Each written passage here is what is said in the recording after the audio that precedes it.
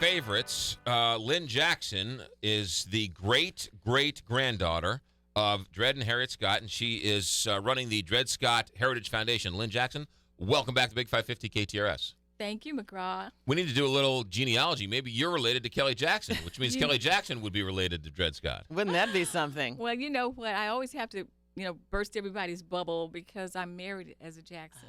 So right off the bat, I'm so sorry. Your maiden name was then? Madison. Madison, okay. Yeah. All right, so let's get to it. Lots of things going on with the Dred Scott Foundation. The first thing is the statue, which was erected and dedicated right outside the old courthouse, a beautiful Harry Weber statue. Absolutely. For everybody to see, and is overlooking the arch grounds as that is transformed, right? That's right. It's facing east and north. Right. Actually. And you guys did that with the idea that the money was going to come. Right. And the money did come. It just hasn't all gotten there yet. Right. And so you were, but it was a leap of faith, more or less. Oh, absolutely, for sure. Yes. It was just something I knew needed to happen because there were no statues anywhere on this planet of him. Right. And so with that in mind, it's like, well, what are we here for? So the foundation, Dred Scott Heritage Foundation, decided that was one of our primary goals. And so you erected it. Harry Weber built it. I was there. I watched it, the unveiling. It's a beautiful statue. Now you have some news that some donors have stepped forward. That's right. We have a matching grant to finish the final dollars. And if we can raise $35,000 by Juneteenth, and I chose Juneteenth, they said middle of June. That's a holiday when the slaves in Texas found out that they had been free for 2.5 years and didn't know it.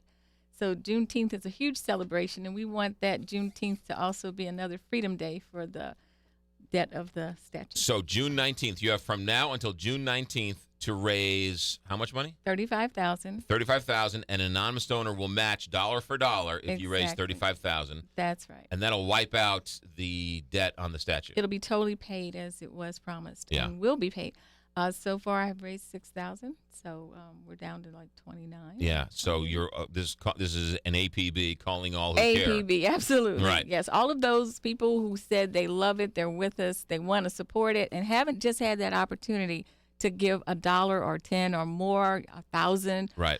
This is the time. Go back for a second. This day you picked, June 19th, is a day because why? June 19th in Texas, which of course was a Confederate state. Right. They didn't tell their slaves that Abraham Lincoln had signed the Emancipation Proclamation on January 1, 1863. Mm-hmm. But on June 19th of 1865, okay, keep in mind Lincoln's already dead. Right. And The the war war is is over over. 2 or 3 months now. Yes, Major General Granger goes down to Texas and issues the edict that all slaves are free and that they are equal and that they are no longer slaves, but at best would be employers of their former owners. Mm-hmm. And so it was a holiday. It was, some people, they say we're out of there before we finish reading the whole proclamation.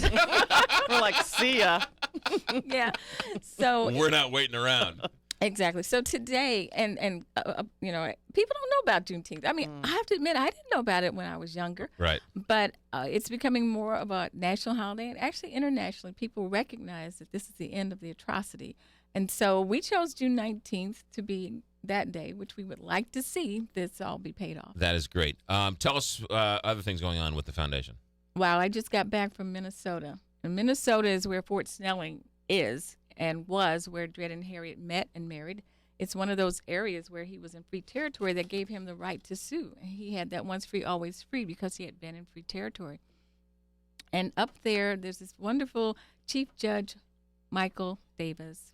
He is the Chief Judge of the 8th District Court, and he invited me back. I went last year. I was there with him and another group, the Minnesota African American Museum, for a week. But this time I came back, and I spoke to about 320 high school students who had been bused into the William Mitchell Law School to hear the story of Dred Scott and talk to judges and lawyers and tell them how they got where they were. So it's fabulous. It's called Open Courts in the Classroom or something close to that. Right. And they are trying to engage their student population, especially inner city children too, and let them know about the history and just get them interested in the law. You do this all over the country. You go and you speak all over the country. Absolutely do. I love it. It's wonderful. I think the highlight of my trips has been the National Association of Attorney Generals, where almost every attorney general was at the conference, and it was Dred Scott anniversary that year in 2007. So anywhere from there to, I just spoke to the Colonial Dames, Daughters of the Union Veterans, and Daughters of the American Revolution in Springfield, Missouri. Wow.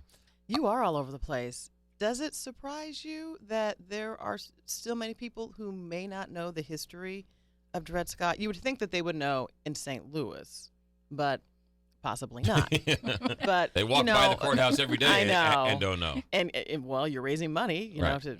But for people across the country, It's a little surprising, but then on the other hand, it's not, because people really aren't. I mean, we're so distracted now with so many things that are not history, that are not educational, sadly, which is why our commemoration, education, and reconciliation vision is what we're about. And so it's surprising, but it's also very rewarding to see how well they receive it.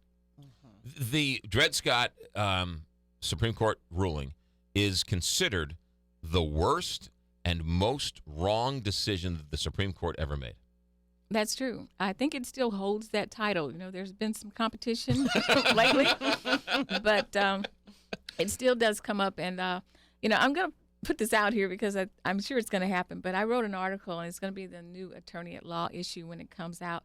And I started by saying that Dred Scott has been mentioned in so many ways. It just blows my mind, the people who think of Dred Scott when they're pleading their case for insurance, or they're pleading their case for child care, or anything at all. They refer to Dred Scott, and I collect these things. So it's becoming a lot more knowledge. People are a lot more knowledgeable about it. And it's hard to explain because it's so convoluted. Oh, yeah. Right? Because I mean, you really need to bring your mind back to 1860 or 1850s to figure out what the world was going through. But basically, and you can do this better than anybody, basically the ruling was that Dred Scott does not have a right to be, his owner does not have a right to give him his freedom. He's property. Therefore, it would be like making a dog free. A dog can't be free. That's not a person. Well, the owner has the right to do whatever he wants, and that's what the issue is. And therefore, since they were deemed property, and they used the Fifth Amendment to argue this point, that a man cannot be deprived of his property. And therefore, when he was in free territory, the owner had the right to keep him.